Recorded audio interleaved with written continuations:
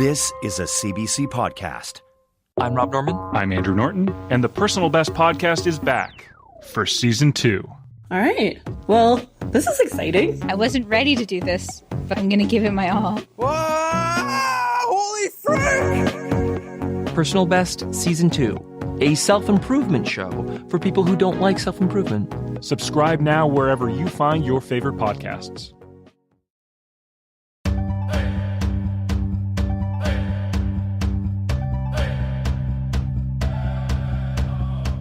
Danse, Anine, Bonjour, hello, and welcome. This is Unreserved on CBC Radio 1. I'm Rosanna Deerchild. Whether it's in music, movies, or on television, Inuit are sharing their triumphs, talents, and humor. And they're using art and story to shed light on some dark realities. I've lived here for a long time now, and it's not just my problems that are in my head. It's a lot of what I see every day. All they know was largely stereotypes and misconceptions. So it's nice to see some accurate representation by the actual people. I think having humor is very important, especially for us, especially when it's, cold, 11 months out of the year. To have that hope, to see tomorrow, to see the next week, to see the next month is the most important thing, that they can embody resilience and strength. Today on Unreserved, how Inuit are using art to foster healing.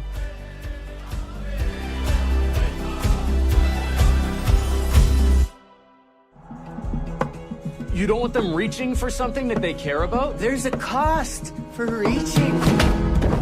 Haven't you figured out yet that I don't know what the hell I'm doing?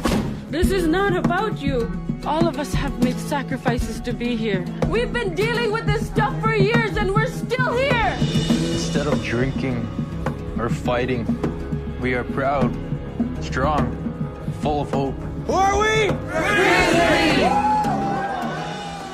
That's a clip from the movie The Grizzlies. It's a movie based on the true story of an Inuit lacrosse team based in the community of Iqaluit. But much of the film was shot here in Iqaluit. Right now, we're standing at Apex Beach. I'm standing by the original Hudson's Bay post, and nearby are houses. Fun little fact, Apex is where Inuit lived when Iqaluit was a military base.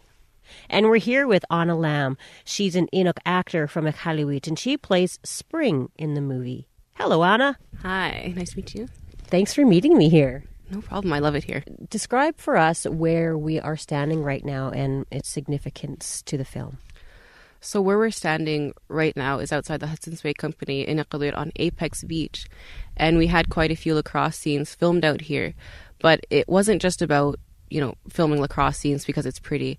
It's also about showcasing the landscape, showcasing the mountains, the ice, and just the rough terrain that Inuit have had to survive on for thousands of years.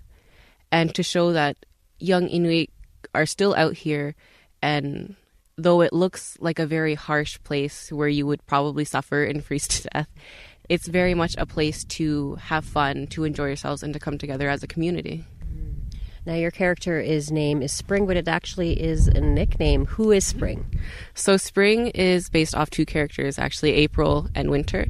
So Winter, I met her a couple weeks ago, and she's a phenomenally strong woman. She's so smart. She's so beautiful. She's just so amazing. I really look up to her, and I'm so honored to have been able to play her. And April is the same, really just so strong and so smart and so powerful, and they're doing amazing things for their communities. And I just feel so honored to be able to play such strong women and embody them in a way where they feel represented, because that must mean that I'm strong too. Yeah, for sure. And so where did you find inspiration for that role? Were you able to meet with them before, or are there ladies in your life that are reflective of the character? I never got to meet Winter or April until post-production was over and the movie was actually coming out. But just like every other character in this movie, it really... the characters reflect so many people, and so many people see themselves in that. And, I saw my mom, and I saw, my aunts and my grandma. I saw all those people in my character because they had been through so much trauma. My family, they had witnessed a lot of trauma in their lifetimes, and to kind of channel those feelings and that pain It was difficult, but I feel really proud and grateful that I was able to represent and make my family and a lot of other women proud. As you were saying, that the movie deals with some really heavy subject matters: suicide, abuse, addiction, poverty. Why do you feel it was important to show that darker side of Indigenous life? The reason it was so important, really, was because it's real. It's not fabricated. It's not dramatized. It's very much the life living here. And almost every person you speak to knows one person, at least, that's committed suicide. You know, I could name off 10 easily. And we can't forget that part of the story. Because if we forget that part, then the rest of Canada forgets. And the rest of Canada still really isn't paying attention. You know, they think, okay, that's their problem. Like, you know, that's Nunavut's problem. You know, they can deal with their traumas. That's fine. Like, it doesn't bother me. And if we don't show that, it's never going to change. Because we can't, like, we've been trying for years, but we can't fix this issue ourselves. We can't fix the suicide epidemic ourselves. We can't fix the housing crisis ourselves. We can't fix food crisis. If we didn't show this, we'd continue to be forgotten. So by showing it, we're owning it, but we're also saying, please give us the acknowledgement we need, because we need help. There's a beautiful, powerful scene in the movie where Spring tattoos her forehead. What was filming that like for you? It was actually pretty difficult. It's a lot about reclamation of culture. It's a lot about reclamation of trauma and who you are as a young woman.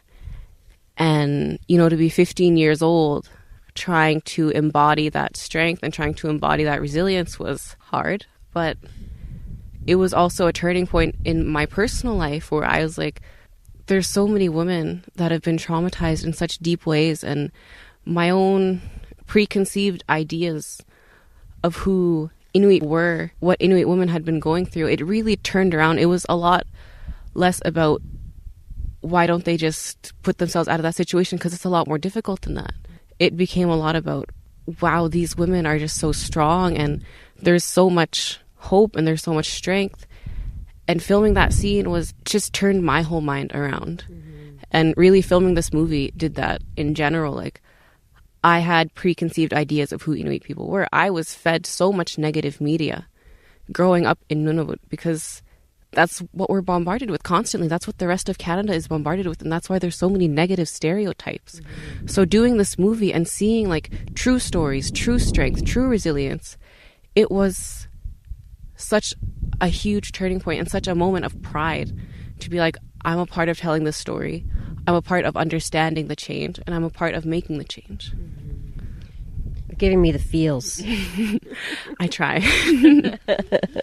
What do you hope Canadians take away from this movie?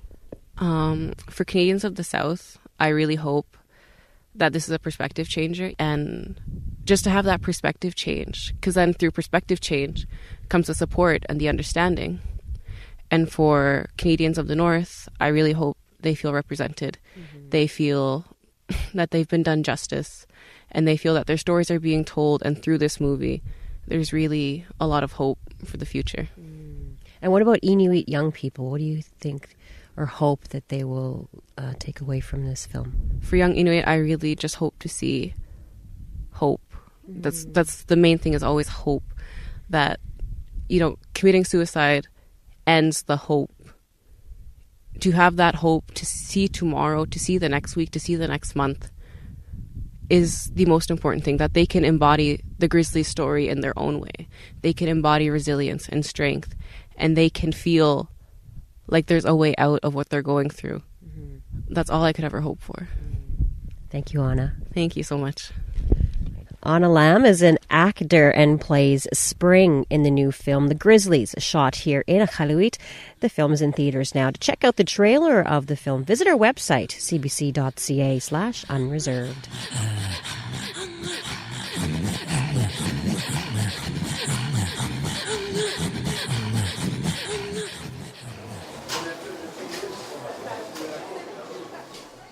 This is Unreserved on CBC Radio 1, Sirius XM 169, and Native Voice 1. I'm Rosanna Deerchild.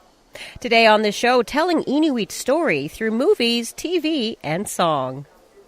Our next guest is a rising star in the music scene in Iqaluit. But before we get into that conversation, a warning to our listeners. There is a frank discussion about suicide. F. Mister, as we have to call him on the radio, is an Inuk rapper who doesn't shy away from covering difficult topics in his music. He is part of the growing Iqaluit music scene. I met up with him at a coffee shop to talk about how music saves lives. Hello. Hello, thank you for having me. Well, thank you for coming. So tell me a little bit about yourself. How did you get into music? I got into it pretty late, I think. I didn't really get into rap music until I was about 17. Before that, I really liked electronic music and dubstep. But it was mostly my bros. They were really the ones who oh, you like this person, you might like this person, you might like this person too. And they just gave me my own library, and I started to find whose stories I liked paying attention to the most. Before that, I was writing poetry, so I liked literacy and patterns of rhymes and stuff like that. So after I turned 17, I moved back to Iqaluit from spending a year in Montreal with my grandmother and my mother and my little brother and my grandfather and the whole family over there. So me and the guys just hanging out, and we just started freestyling on our own, just as a group. It wasn't like, oh my God, we should be doing this all the time. It was just kind of just fun and really funny mostly. So, but then started my senior year of high school here. At the same time, it was like around October, November, and we were doing a poetry unit in English. So we were writing a lot of poetry, and then there was a talent show coming up. And so 3 of us said we were going to do the show, and then only 2 of us followed through on it. We said we would do 1 song, but then we wrote 2 songs and we couldn't decide. Then they let us do both of them, so we did both of them, and the whole school really loved it. So we were like, you know what, maybe we could do this. And at that point, we were like, we really like sports, so we were heavy into sports, and then immediately just shifted to just writing songs whenever we could. And within a couple months, Thomas, he wrote like this one crazy verse where we were all just like, holy cow, like this could for sure happen. So the 666 God, that's Thomas Lamb, that's my bro. We grew up together, and we were the ones that started making music together. Yeah, that's my absolute boy. I talk with him every day. So me and him were writing a lot together. At that time, we had written like 30 plus songs over just a bunch of random free beats we found online. Wow. And we were gearing up to try and release a collaboration tape, but timing didn't happen. We couldn't get the recording down, and then he moved away to go to NS, and I stayed here because I had to do 1 more year of high school. It was okay. I stayed, and we agreed maybe it's time that he starts working on his own stuff, and then I start working on my own stuff and try and figure out each other's sounds so we could accent each other better. And then over that year in high school, I still had one of the bros here who he was just a year younger than us, so he was still in high school, and he was into music too heavy, and he started trying to get into doing beats and stuff. And then through that year, I got like a couple small shows, and then I started, after that year when I graduated, I started going to Montreal to record my stuff. I recorded 1 mixtape, got it out, and right away got amazing attention from the city, so I was like, okay, I'm just going to do as much as I can. So I was just writing as much as I could just to figure out what kind of songs I could write and stuff like that. So wow, you've worked really hard to develop your style and your messages. What kinds of things do you write about in your music? A lot of it's analyzing where I'm at mentally. I mean, I've lived here for a long time now, and it's not just my problems that are in my head. It's a lot of what I see every day, a lot of the people I know. Like, I've grown up around all kinds of people. I've grown up around people who've always had money. Their parents were always well off, and I've grown up with people who didn't have meals, and when I was a kid, they would come over to my house. My grandmother would feed us, and we would just hang out and whatever. So the interpretation is my music, so it's my story, but it's gathered from everything around me. It's not just me that's speaking these problems, but it's me interpreting it how I've seen it growing up. Yeah. In your music, you, as you mentioned, you tackle a lot of serious subjects like suicide. Why do you feel like you need to take on topics like that? Well, even throughout my life, amongst the other people I've seen who talk to me about being suicidal, I've definitely fell into times where I do feel very suicidal, and it's not something that's like, a period of time where, 2 months I'm doing really good or 2 months I'm doing really bad. It's like every day, day by day, there's stresses that build up. there's some days where I really do. I'm just tired of everything. I don't want to do anything anymore. Even when writing music doesn't help anymore, it's like I don't know what to do. And I mean, there's not many things to turn to in this city to distract yourself or find a way to overcome all the stresses that build up. So I mean, there's a lot of substance abuse that goes on in this town, and the isolation of it all just really gets to people. It freaks them out, and they don't know how to deal with all the energy, all the things that they're feeling. And so this project talks a lot about substance abuse and a lot of suicidal thoughts, but also just trying to be excited about myself too. There's some tracks where it is boasting about myself. It's my confidence. It's talking about, I feel beautiful and I feel like things like that. But it does get really heavy towards the end of the album. The concept of the whole album from beginning to end is me waking up and then all the things that I'm feeling throughout that one day. At the end, it ends with me committing suicide. And every single track, there's at least one line mentioning a feeling that I feel like a lot of people feel when they want to commit suicide. And so every track mentions that for sure. One of the lines in your song, "Life and Death is Suicidal Tendencies, I Hope Someone Remembers Me." Yeah. And that's a really heavy line. Is that how you have felt before? Yeah, definitely. That's, especially with the music, that's how I want people to remember me. And if I did happen to die, I want to be remembered. And I think that's a big thing for people here is the line was like, you know what it is, it's Iqaluit, at the top of the world in suicidal tendencies. Everyone's thinking, I hope somebody remembers me. Mm-hmm. Yeah, that's the line. And I definitely think, because we're all so connected to people, so we're always trying to pass on our stories to each other or trying to feel love and reciprocate love to each other, and we all feel like we want to be remembered. And that line, top of the world in suicidal tendencies, it was a play on words that we're the highest in the world geographically, and the rates of suicide per capita of people is just undeniably at the top. Yeah. Do you feel that you're speaking on behalf of many people that live here in Iqaluit? Yeah, I definitely do, and that's what kept me going since like the early days of this releasing music. Was the songs that got attention were where I was including the whole community and talking about what we commonly go through every day and what challenges we face, from job insecurities to hunger to suicidal tendencies.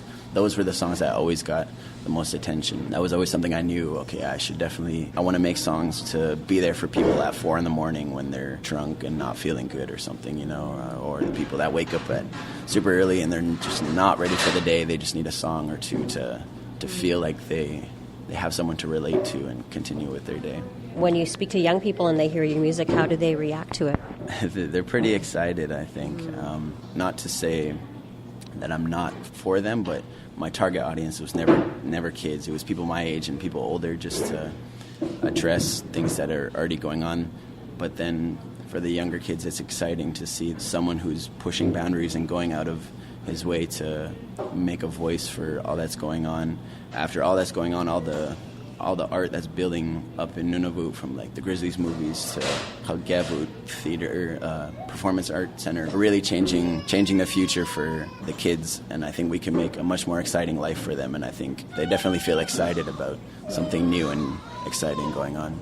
Speaking of that movie you just mentioned, the Grizzlies, 666 God just received a Canadian Screen Award for his song from that movie, and you've worked with him. How's it like to see other Inuk artists receiving that kind of recognition? It's absolutely amazing. That's what I want to create, is a community of successful artists, whether I want to help the people who are already in the game or the people that I've started out with. And 666 God and Thomas, that's my boy. Like, we grew up together. Like, I've known him since we were probably like 4 or 5 years old, hanging out at the playground together. And since we were 17, he's the one that I did the first talent show with. We wrote all this music together, and we really created a new hip-hop scene within Nunavut. Now there's a whole bunch of people our age or younger.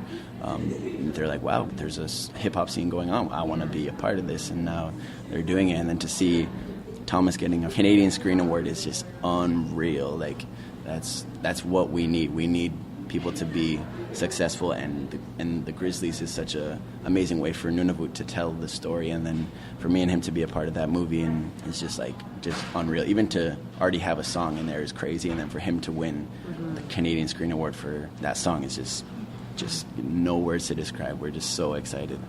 It seems really exciting here in Iqaluit in terms of the art scene, in terms of the music scene. How have you, as an up-and-coming artist, do you feel that you're being supported here by other artists? Oh, yeah, for sure. I mean, now I'm part of the Iqaluit label. I'm really excited because I feel like there wasn't much of a platform for us youth who were just wanting to experiment and follow through on this, and now to see like so much support going on. Like Iqaluit Music is putting on so many of us youth artists. Whenever I'm around them, they're always excited to hear what I have to say about my music or their music, and it's such a community now. It really does feel like, oh, now I know who I could talk to, now I know who to connect with. Because before it was just us trying to record on a laptop and trying to release it. We had no idea how to do like advertising or anything, you know. And now we have all these connections, and Iqaluit Music, the Jerry Cans, they're really taking on a big role to just support everyone who's really trying to make this happen. Now my last question is, I got to ask you about your name. Yeah. Where did you get such a unique name from? So my name, Mr., that's my middle name. I was named after my Aunt Missy, who passed away before I was born. She committed suicide. I think my parents, they wanted a way of bringing her spirit back to their family, and that excitement of talking to her because she was such a young, happy girl. And my mom told me about it, like how she saw how excited my dad's side of the family was to talk to me, and like, oh, treat me like I was little Missy again. And yeah, that's where that name came from. That's beautiful. Do you feel like she speaks to you? Oh yeah, for sure. And I visit her grave now and then, and just talk, just say where I'm at. I definitely feel like she's there watching over me, and she tries to tell me when I'm doing something good by giving me a sign in the universe type of thing. Yeah. That's so nice. Thank you so much for your time today. That was really awesome. Thank you for having me.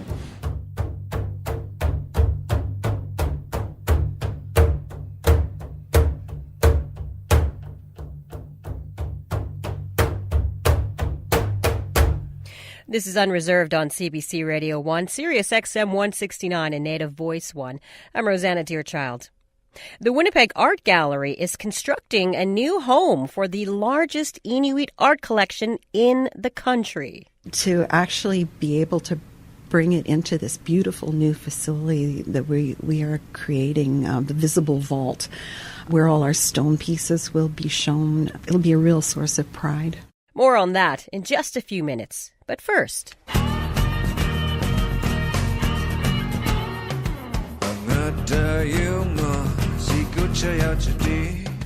Enoch and Kipungi. Nipungi. Right on. Enoch and Nipungi are two hilarious dudes living in the north, trying to make their own Inuktitut language show from a tent in the Arctic. That's the premise of Kanakali, a show that airs on APTN. It's heading into its final season, and I'm with Vinny Karatak. And I'm with Vinny Karatak at the... You know what? How about you just read this?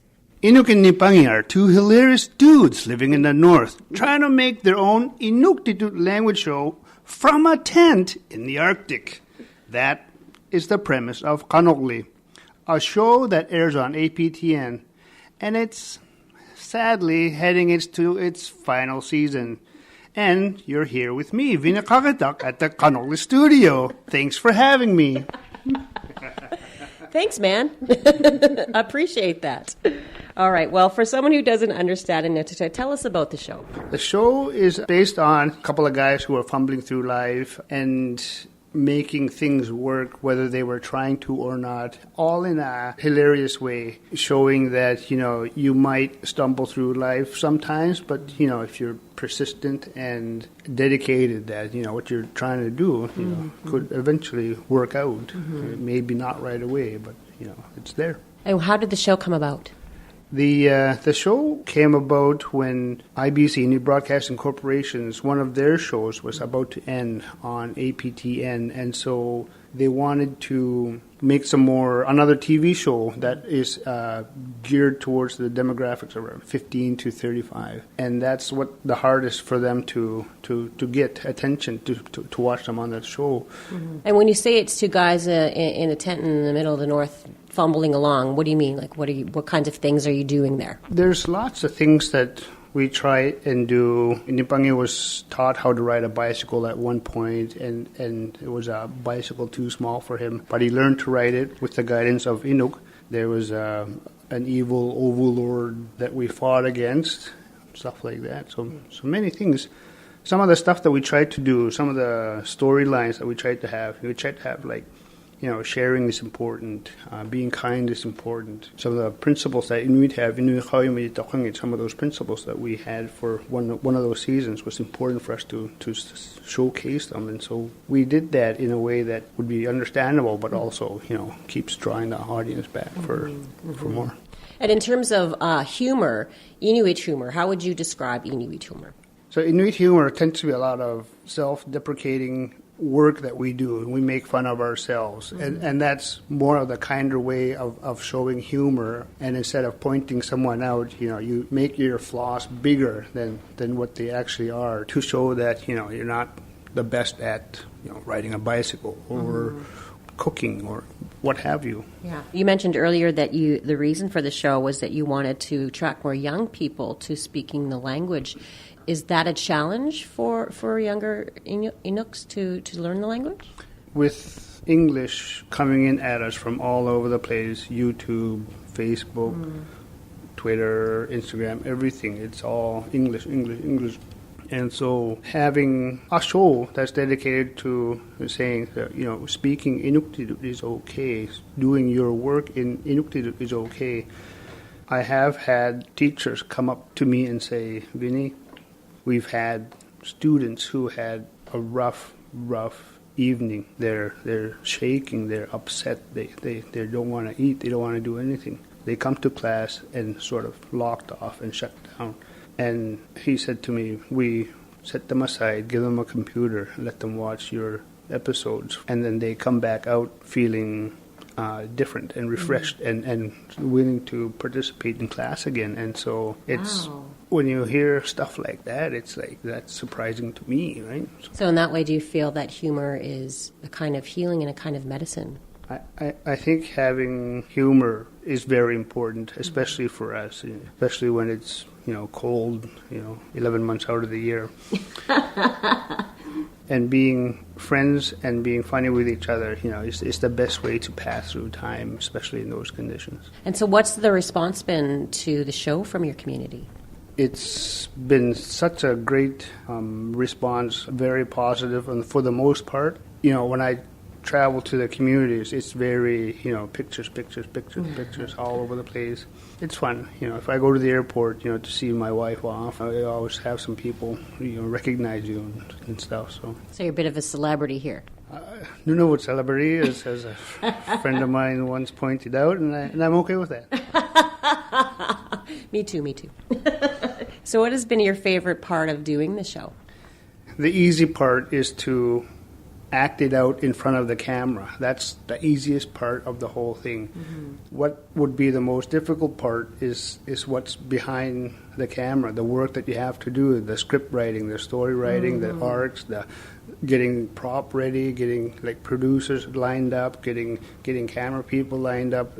We may see 5-10 people in front of the camera for an episode, but you have 30 people working behind it at any given time. And so that's the bigger thing. Getting prepared to make sure that we have a show is the most interesting part of the job. Tell me one of the most memorable times you've had on the show. We were based off of IBC for the first 4 seasons, and then 5, 6, and 7 we banded together, the 4 of us, and formed a company. And with that came the ability to ask for more funding. And so we finally were able to start traveling to other communities. We went to Cambridge Bay for the first time. We went to Rankin and Ugviad.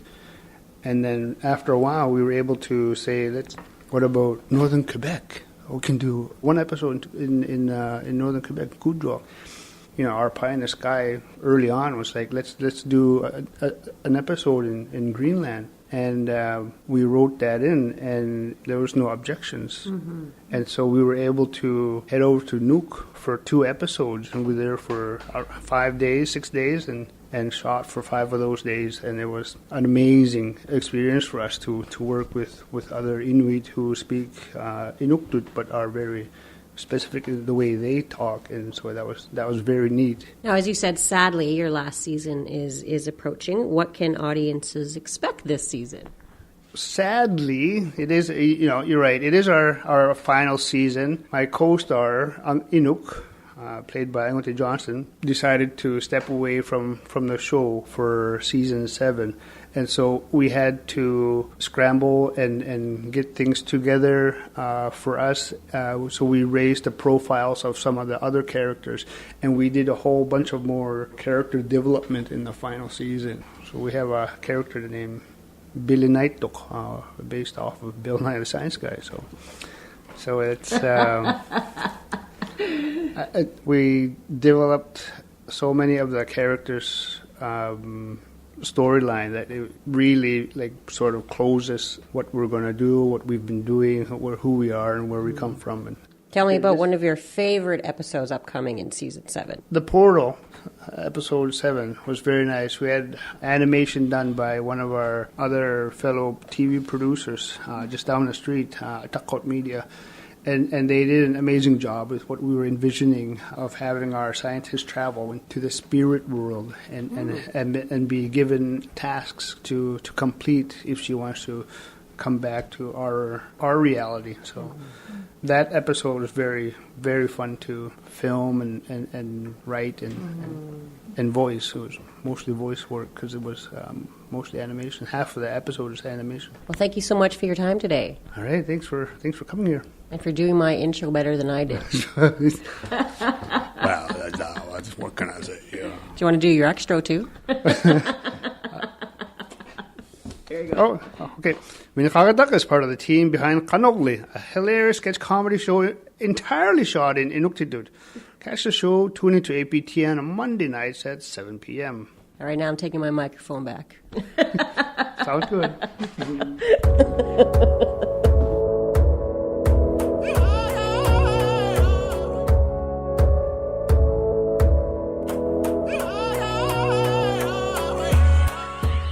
Let's go check it out.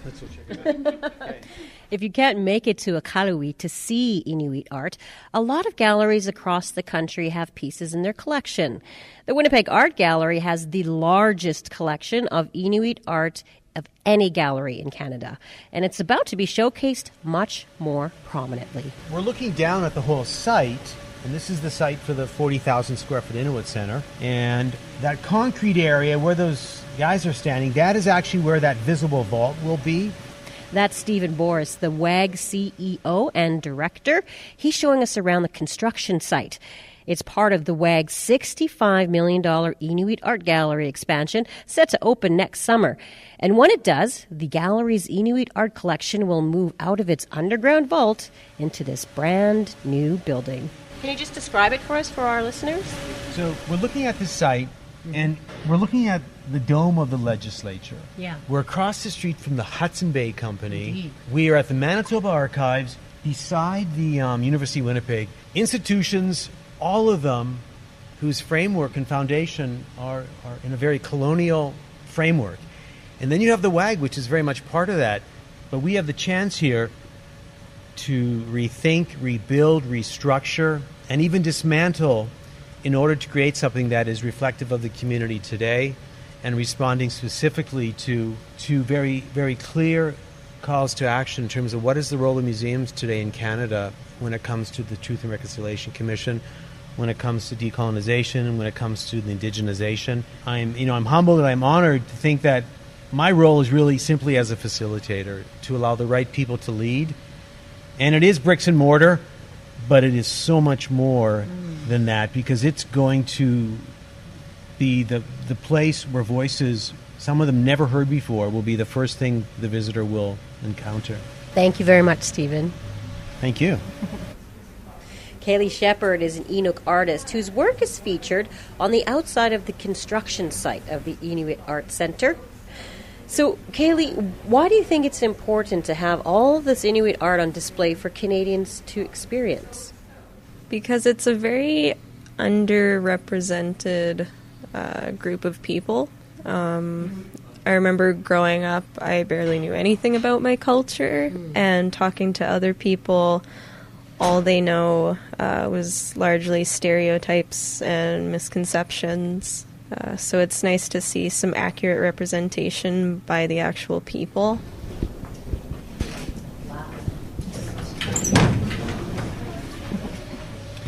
All right, here we are in the basement. Okay, light here now. Rather. I was expecting big steel doors. Wow. Now, inside the Inuit Art Vault, I'm surrounded by more than 7,500 stone, bone, ivory, and antler carvings from right across the Arctic. Here with me is Darlene Coward-White. She's the WAG's curator of Inuit art and tends to all of this beautiful artwork. Could you just describe for our listeners where we are and what it looks like in here? So we're in the Inuit Vault, and most of our sculpture collection is in here. We have about 7,600 carvings from virtually the entire Canadian Arctic. All the different communities, all the regions are represented here, artists from right across Canada. We have mainly pieces that are considered contemporary Inuit art. That means they were made from about 1949 to the present day. We don't have material culture, basically. It's mainly pieces that were created in the early 50s so that people could survive. They could have money. The idea of creating carvings for sale was sort of a new thing to people, but they adapted to it. And we actually have some really exciting early pieces from that early period. In fact, some of the pieces on the table here are some of our earliest. This one here, for example, is a tiny little carving from Inukjuak by Pilipuzi Tukai, and showing the sea spirit, the spirit Telileu. And this was made in about 1950. And it's really one of our little treasures. So we're trying to look after these for them. How tiny that is. Oh my gosh, how did they even do that? You can't even see it. Yeah, I know. I've seen an artist do little things, and he used a vice grip to hold it while he could. It's so tiny, like you would need tweezers to make those little tiny ducks or whatever those are. And he would use a penknife actually to carve that. When that day finally comes, where you get to open those doors, how do you think you'll feel? Oh, it's hard to even imagine. It's going to be amazing. You know, I've lived with. In fact, I had my office down here in the vault for about 27 years.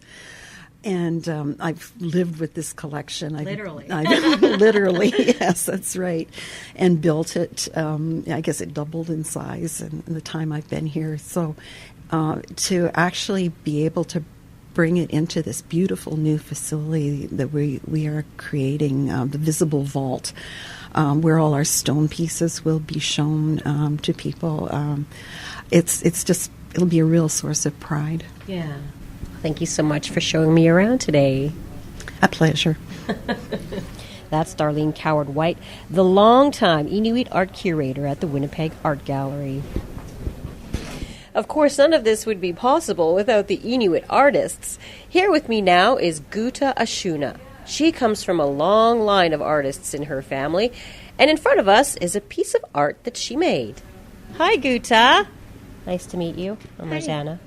Rosanna, nice to meet you too. So tell me a little bit about this piece that you've created. It's a doll, and I made it here. It's my grandmother. My grandma used to take me when she was heading to Kuwa to sell her drawing, and she's holding her drawing to sell. Yes. Why is it important for you to have the Inuit Art Center? It's been important for me since a long time ago because my grandma was always making art, and my parents, and to carry it on for other people, the next generation. Yeah. And as we stand here looking at all of this, the carvings and the sculptures in the vault here, how does it make you feel? I get really comfortable when I come here. It makes me feel more proud to be artist. Well, thank you for sharing some of your beautiful art with me. And you too. Thank you for interviewing. It's a cribbage board. Yep. No shortage. Coolest cribbage board ever. Yeah. Walrus jaws. That's Inuit artist Guta Shuna. The Winnipeg Art Gallery's Inuit Art Center is expected to be open to visitors next summer.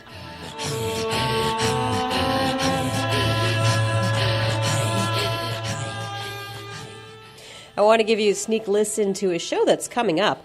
Make sure you tune in on June 23rd for the season finale of Unreserved. I'll be hanging out with a Iqaluit supergroup, the Jerry Cans, at their old high school in Iqaluit, Nunavut. The band sings in English and Inuktitut, and their music blends a whole bunch of styles like rock, folk, and Inuit throat singing.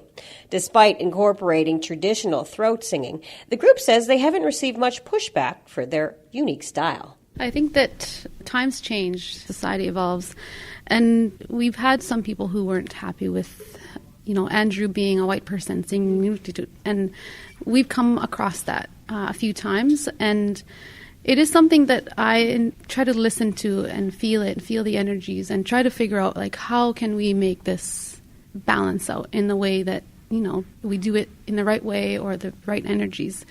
So when we come across those, we kind of reassess and talk as a band and say, what do we do? How do we make sure that we don't make mistakes or whatnot? But majority of the time, I think it's really positive because we're singing in my language, and I think that's something that we're all really proud of. And throughout the times change or whatnot, it's always a conversation. It's always we're trying to constantly make the best of it. That was Nancy Mike, accordion player, singer, and throat singer from Iqaluit band The Jerry Cans. Mark your calendars. We are ending this season of Unreserved with a special extended interview with the Jerry Cans from Inukshuk High School in Iqaluit, which is where the band met so long ago. Don't miss that show on Sunday, June 23rd at 7 p.m. on CBC Radio 1 or anytime on your CBC Radio app.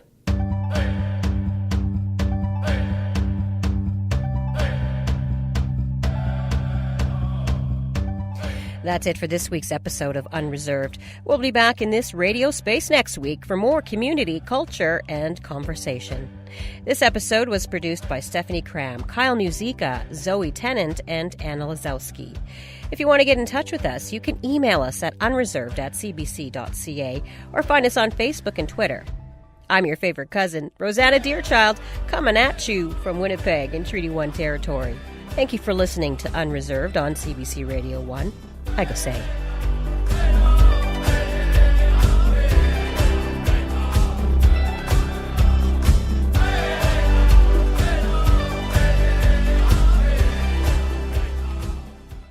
For more CBC podcasts, go to cbc.ca/podcasts.